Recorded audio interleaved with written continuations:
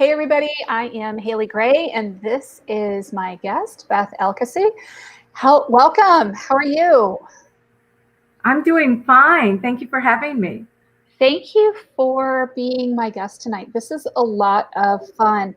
Can you tell me a little bit about what it is that you do with Made You Smile Back? Because I've seen quite a bit of it, but I don't know that our viewers have. I started out being just a professional blogger, and it has turned out that I became an author by writing a true story about the birth of my third daughter and how traumatic it was. Made You Smile Back is basically a blog that inspires and encourages, and we provide thought-provoking content to our readers for those of you that have everyday life struggles, like facing frustrations, anxiety, COVID, sadness, grief, everything that us as human beings face every single day. So it's just like a touch point where someone can go. I have over 60 blogs of different topics. And the main thing I'm very proud of, Made You Smile Back, is that we are a mental health advocacy site, and we're trying to do our best to remove the stigma of mental health illness. And as a side shoot, I went ahead and after creating my Facebook business page, Made You Smile Back, I went ahead and moved forward and created a special dynamic group known as Achieving Happiness. And I'm proud to say we're marching towards 1,400 members, and I'm very proud of that. That's pretty amazing. You know, a 1,400 member group is really, something cool. So what is the name of your group again, so people hear it? Achieving Happiness. And, happiness is something that is a choice, right? Mm-hmm. But sometimes you struggle to achieve that level every single day. Yeah. But for others, if you're dealing with a little bit more of an anxiety issue or frustrations or depression, whatever the case may be, it may take you some time to really achieve that level that you're looking for. And that's what our group does. It provides inspiration, encouragement, and we have a little bit of fun, our Facebook Lives, but then we ask the questions that a lot of people want to put their head in the sand for, Oh, like what kinds of questions? Like just this last week, I just put out, is anybody else feeling a little bit anxiety as like I am? I didn't expect to, I don't know what kind of response I expected really, Haley, but I was amazed. I had over 35 responses immediately. And would you believe over half of them were of people that were struggling? So I am so glad that I was there to help them out. Yeah, and I think right now, well, last week was a really crazy week in my life, as you guys know. I posted about my daughter and all the stuff going on with her, but my whole team had issues going on with loved ones, and almost every single person on my team last week had a loved one that was hospitalized. It was one of those kind of crazy weeks. And it seems to be just a very, very stressful, anxiety-ridden time right now for a lot of people, for many people. Yes, it is. What do you think is contributing to that? Well, we're just we're in a new normal now since February or beginning of March. And I think a lot of people who've never experienced frustration or depression or even anxiety to a lot of level that others of us have are now experiencing it for the first time. And it's bewildering to them. And they're having some troubles navigating through it. And they need a little bit of encouragement to get them through to the other side. So it's affected our younger generation as well, to be isolated at home and being limited to what you can and cannot do. Absolutely. And I saw that with my kids. My 19-year-old had to come home from college in March. Her spring break ended up basically getting extended a week. And oh, by the way, you're going to go and do the fly-by-night, drive back to Ohio, empty out your dorm room with your roommate, and drive both of you back here to North Carolina in a 2-day escapade. And then my boys were both doing school at home. And my youngest looked at me this summer and said, please, Mom, I can't do any more online school. I just am not doing well with it. Oh, wow. It is just so anxiety inducing for him, and it's hard. And I mean, I think we don't understand or appreciate just how hard it is for a lot of our kids, and then it feeds back on the parents, and, it's a cycle for sure. And yeah, Andrea, it is really hard for the kids. Absolutely. And I think that's feeding into our anxiety and stress as parents. Yeah, I totally agree. One of the things that I'm doing, which actually I learned from you, Haley, in one of our webinars together, is while doing the Facebook Lives and coming up with different topics, there was a couple of topics that I said, you know what, we need to learn to have fun again. And there's so many things that we can do that we don't even think about that we can do at home. And we can do with our children that are there, our grandkids, whatever the case may be. So I found myself one night making slime, glitter slime. And the other night, and believe it or not, I went to clown school when I was younger. And I even did animal balloons on Facebook Live. And we just had a ball in sharing what you can and cannot do. And sometimes you have to think outside the box, Absolutely, yeah. And I mean, I think it's important to understand, the stress that people are under, and that we are changing our lives fundamentally, our businesses, our lives, our kids' schoolings. I know for many people, a lot of people have had to quit their jobs so that they can stay home and homeschool, or at least supervise their kids doing, virtual school and doing all that kind of stuff. And that is too funny. Andrea says slime is forbidden in my house. It's ruined the rugs and furniture. No, the thing that ruins the rugs and the furniture is Play-Doh, my friend. It's Play-Doh, not slime. But I do hear you. Yeah. Well, Play-Doh at least will dry and you can kind of scrape it out. True enough. True. I mean, not that we've had slime or Play-Doh in abundance in our house. We actually had a Girl Scout meeting when my younger daughter, who is in college now, was in 3rd grade. And it turns out that when you have a KitchenAid mixer, you can make slime in bulk. I can imagine. So we made slime in bulk as part of like a science experiment with the kids. So a lot of this achieving happiness is learning how to cope, the coping strategies that one can do. And a lot of it is distraction, or what they call grounding, where you use your 5 senses and that type of thing. So one of the other things that I promoted and made you smile back is I am a certified happiness lifestyle coach, and I've been certified by 2 different organizations and working on a 3rd. That's really cool. So I welcome to have people come in. If it's not just something that is counseling, I wouldn't call it counseling, but you have to be a really good listener, and you have to allow the other person to vent and explain, well, why are they feeling the way that they are? Mm-hmm. And what would make them get back to their happy place? And then that's what I try to do, is give them strategies that's personalized to them on getting to the other side. And this too will pass. It truly will, because happiness is a choice you make. Absolutely. And, I mean, I understand that happiness is a choice we make absent depression and other psychiatric issues. But, it is really interesting how we choose each day, how we're going to do, how we're going to start the day, how we're going to go about the day, and what we're going, how we're going to approach it. Hence the slime and the balloons.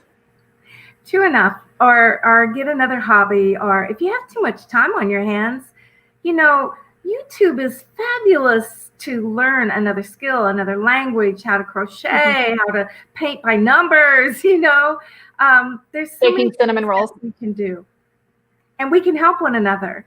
We can Absolutely. go out of our homes with social distancing, and we can help the needy, the homeless, the ones that need our food and shelter. There's just so much that we all can do to make us, not ourselves only to feel better about ourselves, but also to help others. Absolutely. So what is one way that we can help you tonight on this video, on this call? Well, I tell you what, I would love to have more beta testers of discovering a happiness session with myself in return for some feedback and to help me improve as a lifestyle counselor. So that would be nice. And just an invitation to come on board and look at achieving happiness for a touch point daily to get inspiration and encouragement and engage with other members that are going through the same trials and tribulations as we all are. That's pretty cool. Yeah. So what does a happiness session involve or entail? Well, basically, we go through the introductions, and there is a survey that I like to give to my personnel that comes on board. But basically, I'm not going to tell you what to do. I am a facilitator in guiding you towards getting from point A to point B, because you know what makes you happy. You know that one time, that blissful experience that you have when you know you have arrived, that you feel good about yourself, you got the confidence, et cetera, et cetera. You don't have the anxiety any longer, that type of thing.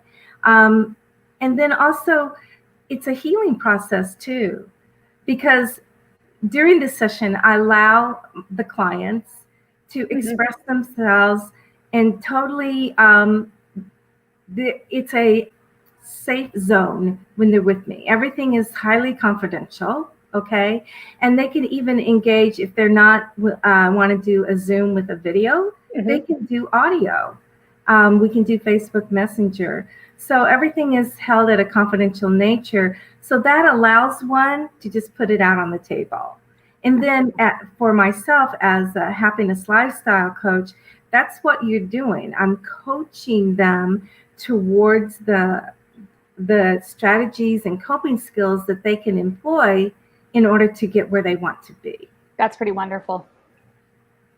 And it's totally measurable too. It can be life-changing in a matter of 2 or 3 sessions with one another. So how do you measure it? I'm curious. Actually, I have a happiness quiz that I developed. It's about 20 questions, and I'll be happy to leave the link here if you would like, if anybody wants to go ahead and take a look at it. And it checks the level of where you are from a scale of 1 to 5. And then after the happiness sessions, after you've employed the strategies and tips for at least 1 week, you go back and retake the exact same quiz, and you get ranked again and see if you've increased your happiness levels, or what I call a happiness quotient value. Okay, that's pretty cool that you're actually able to measure a happiness quotient. Yeah, it is. It's really fun. Cool. So what kind of variables are you measuring? I'm like all curious about this. Oh, wow. Let's see. One of the greatest ones, well, right at the very moment, the very first question, right at this very moment, how are you feeling now? And you have a level of 5 all the way to 1, not so good, in the middle. Yeah. I'm confident, I could be better, or I'm at a happy place right now. Okay, cool. One of the other questions I ask is, do you celebrate your birthday? I want to know if you celebrate yourself. I think that is important. And of course, there's questions about their career. How do they feel about, do they take a joke funny? Or are they more serious about it? Are they forgiving? Do they hold grudges? That type of thing. And then also their spiritual life. Do they feel spiritually that they're in a good place with that, or do they need to do more, or that Yeah. type of thing? Yeah. So there's about a total of 15 questions that goes across a lot of different emotions. But based upon that, I give a point value for each answer that they give. And then there's an algorithm behind the scenes that calculates it. And then the result is given between 1 and 5, where they are, where they're standing now, and what they can do to improve. Oh, okay. Very cool. So what is the biggest impediment, do you think, for most people as far as getting to happiness? Themselves. Basically, Fair. they won't. We won't allow ourselves to be happy sometimes. Why? Why is that? Is it because of our low self-esteem, our confidence, that we're not worthy? I think the biggest impediment is embracing that you are sad, that you are depressed. There are so many people that will deny all day long. Oh, no. I'm not experiencing any type of depression, but they're not happy either. They've lost their sparkle, their enthusiasm for life. You know what I mean? And I find that it's men maybe that are kind of hard to admit. And that's why I like to have a safe zone when I do my happiness sessions, that you can just put it all out there in your emotions, and you're not going to be judged. I have been there. I've walked that walk. I've been down that rabbit hole, and I know how to reach out for help. And hopefully I can help pull you up to where you can get your feet again and, cope and get to happiness again. That is pretty cool. Yeah. Who are the kinds of clients that you tend to work the most with? Well, it seems like it's over 40, actually. I would say mostly women that are going through midlife issues. I know a lot of times they always have that saying that it's the men in their 40s that have a midlife crisis, but you know what? Us ladies have it. Oh, I think us women do it more than the men. I mean, in my experience, I see a lot more women who kind of wake up one day in their early 40s or mid 40s and they're like, take this job and shove it. Well, I think especially those who are caregivers or mothers or foster mothers or adoptives or aunts and uncles, grandmothers, raising children is not as easy as it used to be. And then because we do for everybody else, we kind of neglect ourselves. And before you know it, you yourself have lost who you are, your identity a little bit, and life is lackluster, and you need that enthusiasm and that spark back. So it seems like in achieving happiness, if I can use that as a measurement of the demographic, most of my members are over 40 to 65. However, that being said, I have a group of wonderful men as well, and I think they're like over 45, 50. And the thing I love about the guys that are in my group, they don't apologize for how they feel. And they're one of my most active members when they give me inspirational or thought-provoking comments. Yeah, I agree with Lisa. I think we convince ourselves that not unhappy or numb is good enough. We deserve more. Yes, everybody deserves joy in their life. That is our birthright to have. Most definitely. Cool. So what is one tip that you have for people on reaching joy? Let's see. The one biggest tip. Well, I think you have to start out being grateful for what you have. I think it is definitely very therapeutic to have a gratitude journal. And first thing in the morning, write 3 things of what you're grateful for, even if it's just waking up. I think once you start seeing the gratitude, happiness follows that really fast. And if you started it early in the day, then it just sets the tone for the rest of the day. The other thing is I think you need to do intentional kindness. Not just for yourself, but to others. It's amazing how one can feel great about themselves again by simply going out that door and helping a neighbor or a friend or going to a food center, et cetera, et cetera. Even a smile to someone beside you in the grocery store. Of course, with our masks, you can't see, but people can smile with their eyes, right? But yes, it's a simple thing to really raise your level of happiness, but it's intentional action. It's if you're waiting for it to come to you, it's not going to happen. You know what Absolutely. I mean? No, you have to make it happen for yourself. You have to be proactive. Definitely. Absolutely. I totally agree. Thank you so much for joining us tonight, Beth. This has been a lot of fun, and I hope that people will go and find your group. And yeah, Lisa says, I miss smiles since masks became required. Yeah, I think that's the power of having a smile printed on your mask sometimes, because you always look like you're smiling at least. True, but I have to tell you, I can tell when I'm in a store, if the person behind you or in front of you, whatever, you really can see a smile in someone's eyes if you really look. Oh, absolutely. Absolutely. Yeah. And you can tell if somebody's pranking you and making all kinds of other funny faces behind that mask, but you have to look. True enough. Very cool. Well, thank you so much for joining me tonight. And I think you've got at least one volunteer for your happiness session. So that's pretty cool. All right. I'll put the links in the comment section. Is that okay, Haley? That'd be awesome. Yeah. Thank you. All right. You take care now. Thanks, you too. Take care. And I'm going to pull Shannon on and drop you down. So thank you so much. We'll see you soon, Beth, and I'll be chatting with you offline. All right. Thank you so much. Ah, no. I just accidentally knocked her off. Oh, no.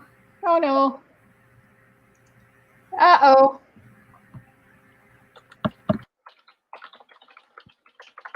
I love technology. It does crazy things. It is doing crazy things. Hey there. Hey, how are you? That one.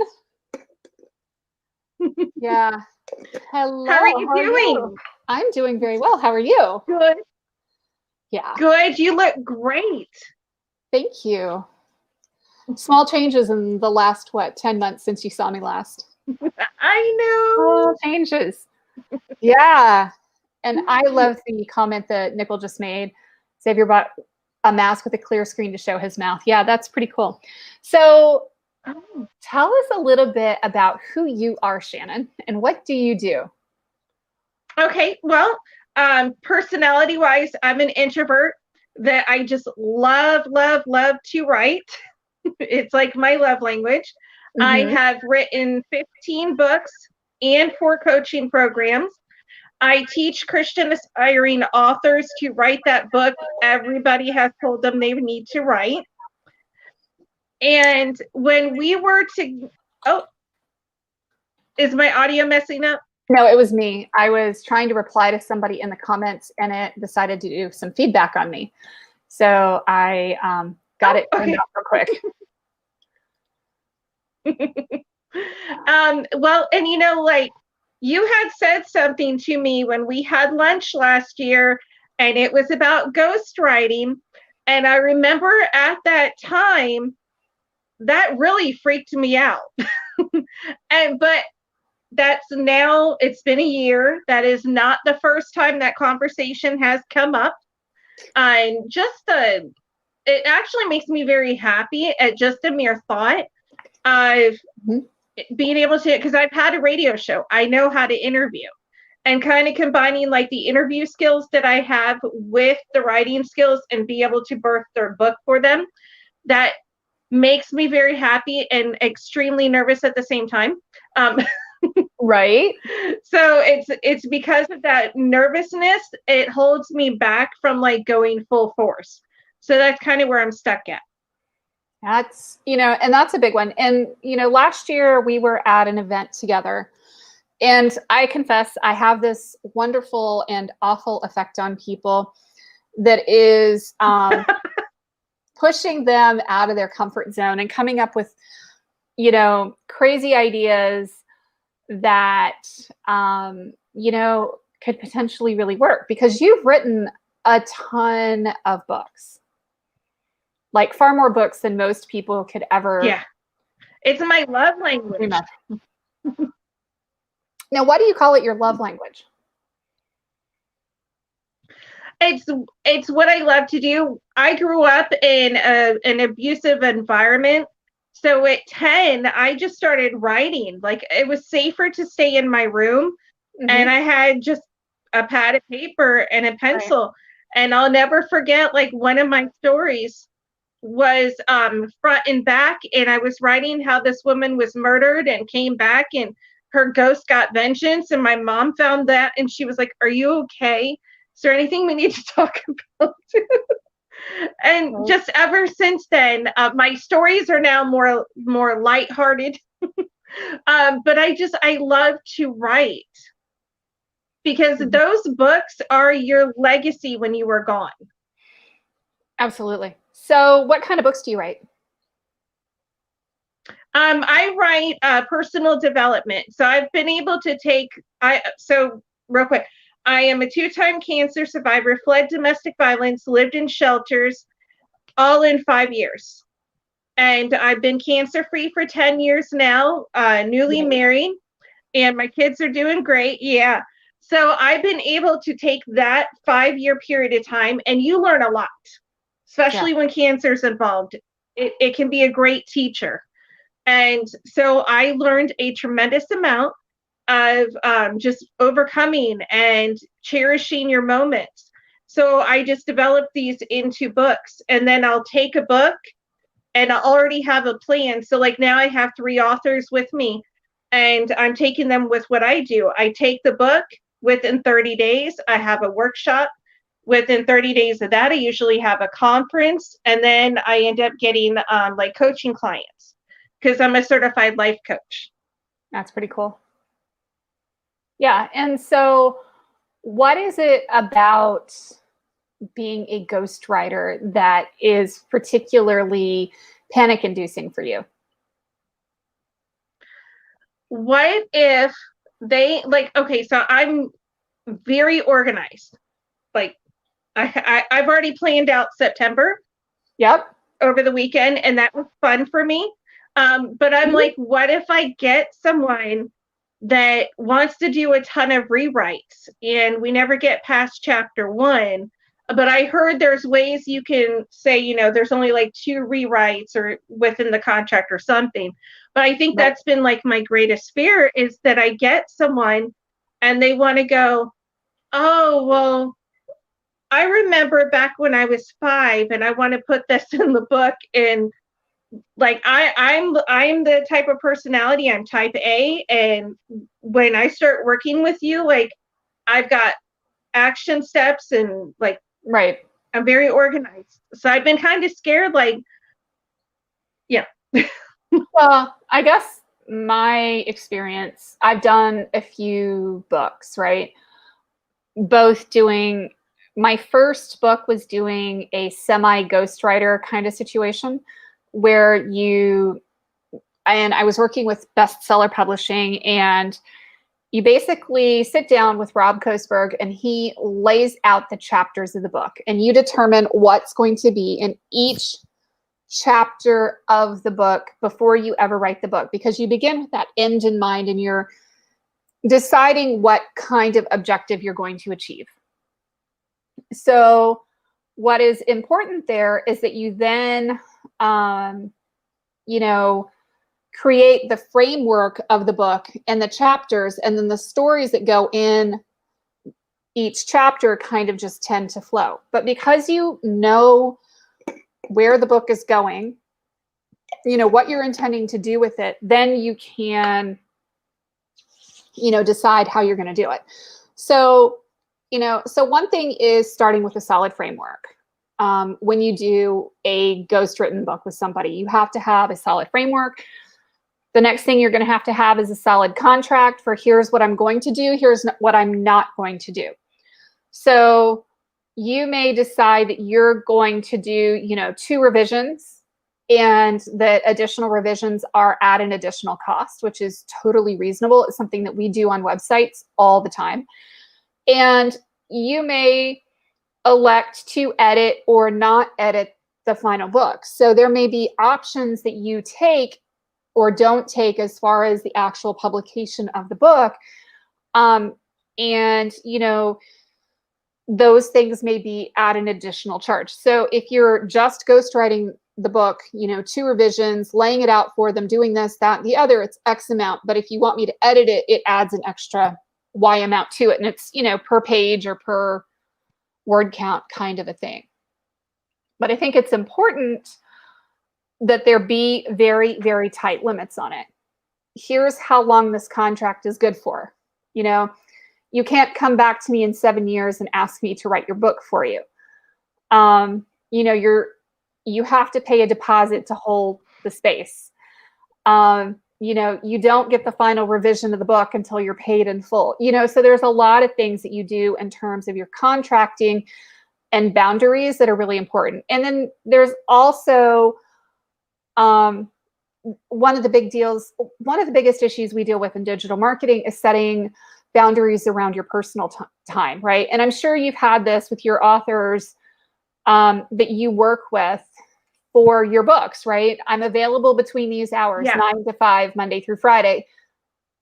If you want to talk to me after that, it's going to be at an additional cost. We'd love to talk to you. And if it's an emergency, we'll be happy to take care of it, but it's at additional cost.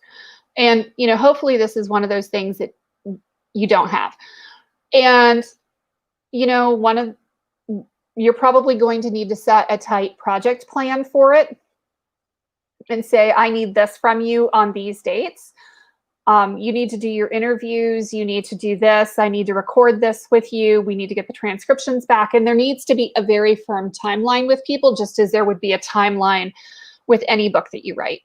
So it's really not very different. It's just a little bit larger scope. It's not necessarily that different than taking an author through the process of writing a single chapter. It's just. Oh, okay. And how much would I even charge for that, for ghostwriting? It really depends.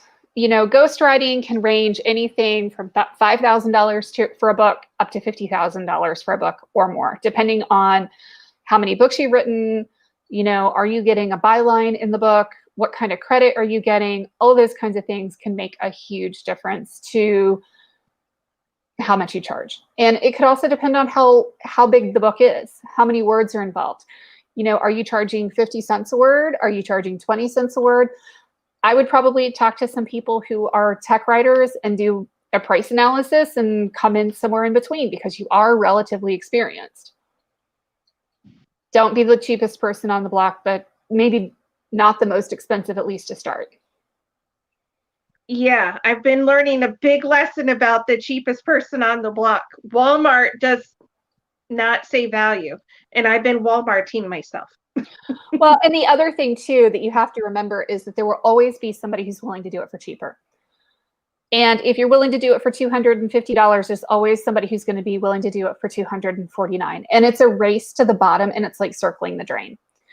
And when you do that, just as we go through this with doing websites, one of the reasons that we charge what we charge to do a website is because we are doing custom hand-coded websites. And every website from my team, believe it or not, takes in the neighborhood of 100 hours of labor just for a basic website. If we're talking more than that, it's a lot more than that. So, we may tell you that our price tag is $3,000, but that's because we're not really charging you that much for it. Once you take into account all of the stuff that we're doing for you developing your website. So you need to figure out, how many hours is it going to take you to do this? And then multiply out a decent and fair hourly rate that's not $2.50 an hour. Yeah. go for $10 an hour, $15 an hour, and then see what really ends up happening. And I think you'll be surprised at how big the numbers actually end up being.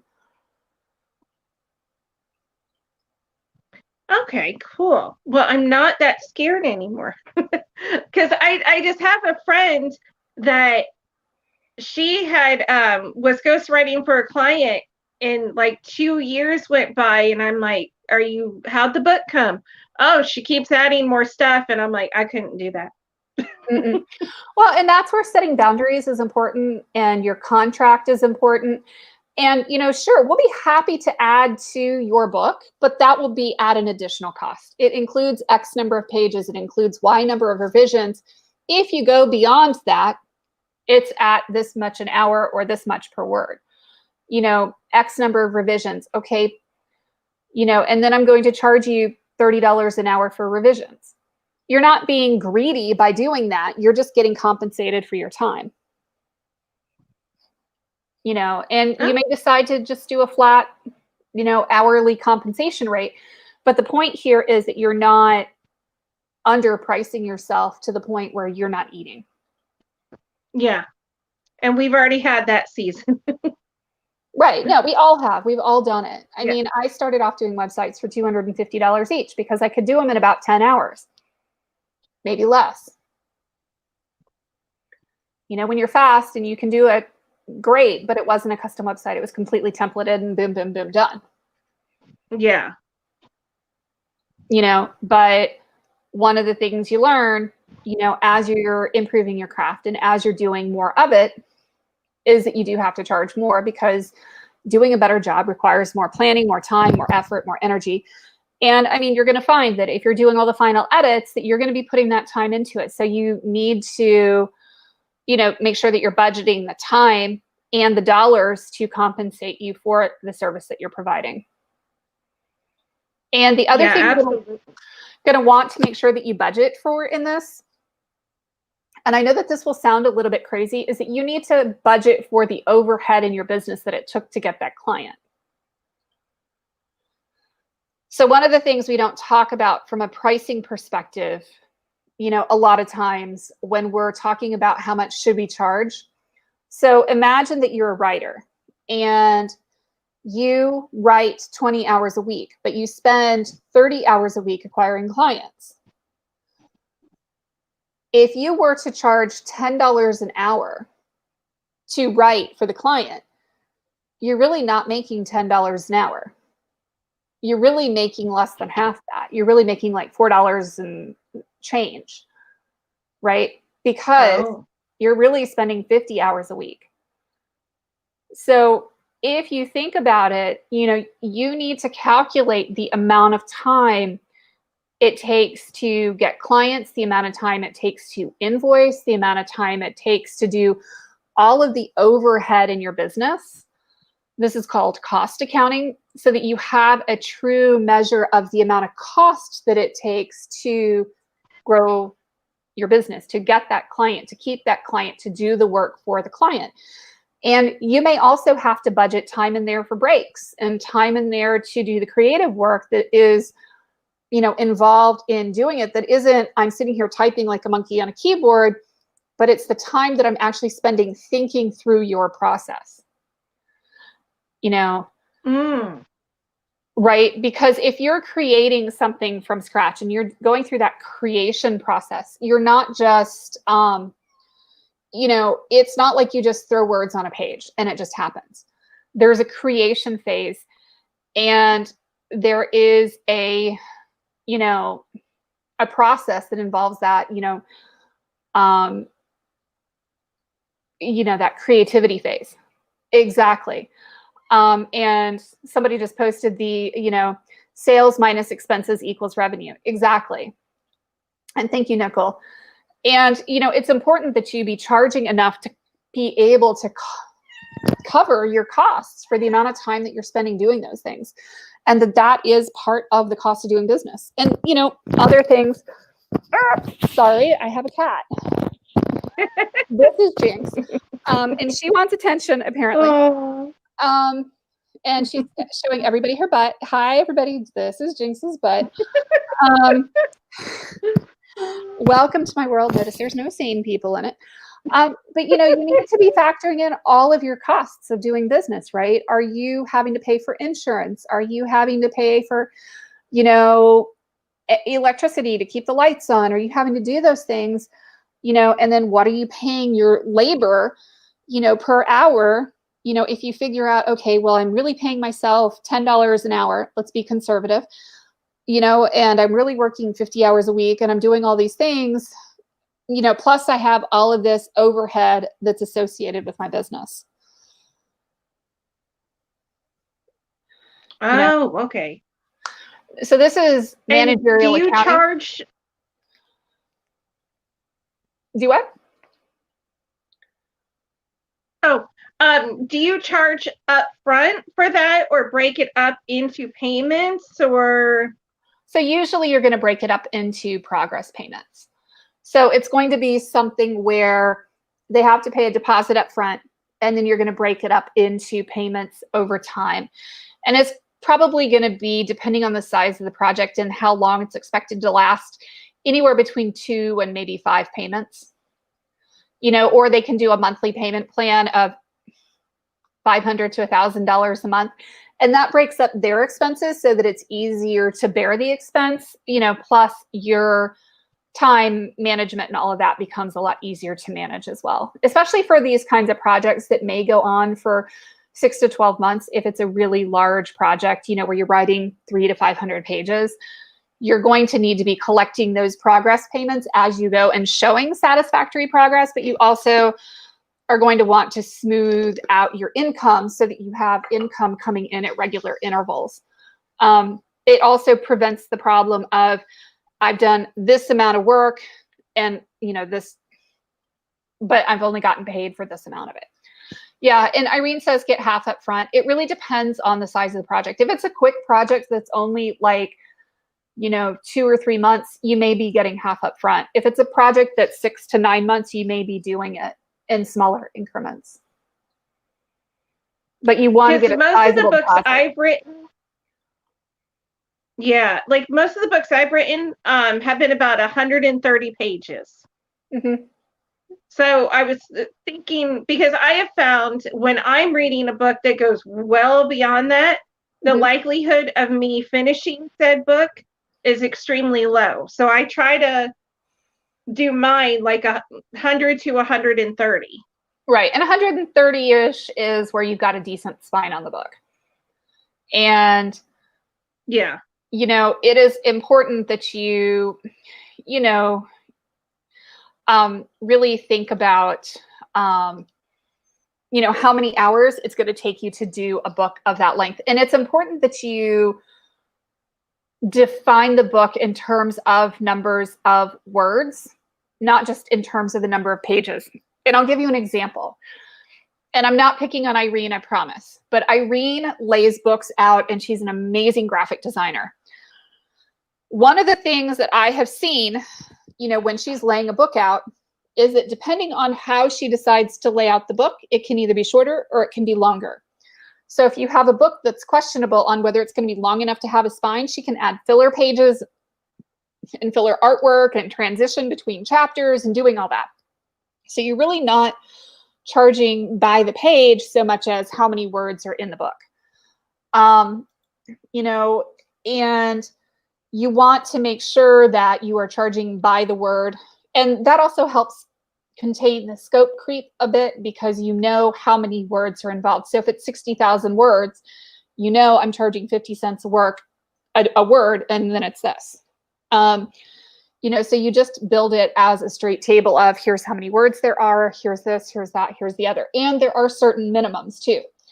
So if you say, the minimum investment for this is $10,000, then, even if they come up with a book that's shorter, you're not charging less than $10,000. But if they come up with something that's longer, you are charging them for that additional length.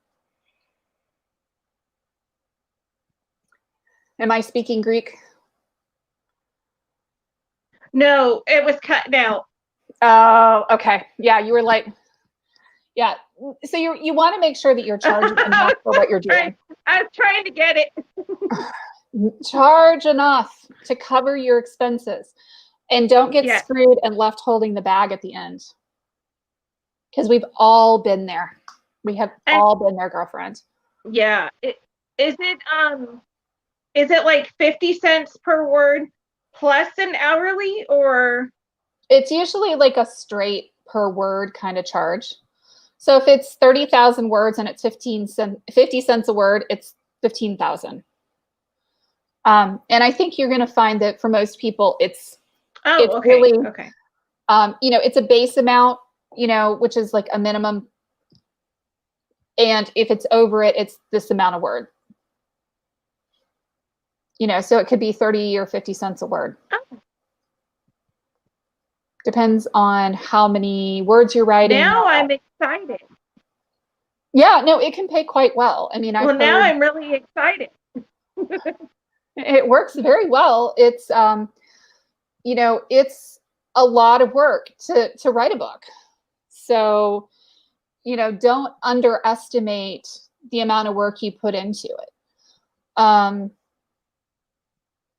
think it can be tempting to look at that price tag and be like, I'm going to charge less, but you really shouldn't, because you're going to be putting the hours in and then some. And you and I both know, if you're writing a book that's 130 pages, how many hours go into that? If you're writing somebody else's book, it's going to take you twice as long. And because you're going to be trying to emulate they their may voice. say, well, I wouldn't say that. Mm-hmm. And you're going to be trying to follow their voice and the way that they speak and the way that they write. And you're going to make it sound like them. So it's going to take you time. And it's going to be important that you interview people and see their writing style before you ever take it on. Because not everybody is for you. Yeah. That's a good point. Yeah. Lots of things to digest, for sure. Well, thank you, because now I'm not like scared. You're welcome. So how would somebody go about finding you online? You can go to my regular profile. That's where I hang out the most. Shannon Turner. It doesn't have the L in it. Or my Facebook business page, which is Shannon L. Turner. Okay. If you will post those on the stream once you get off, that would be amazing.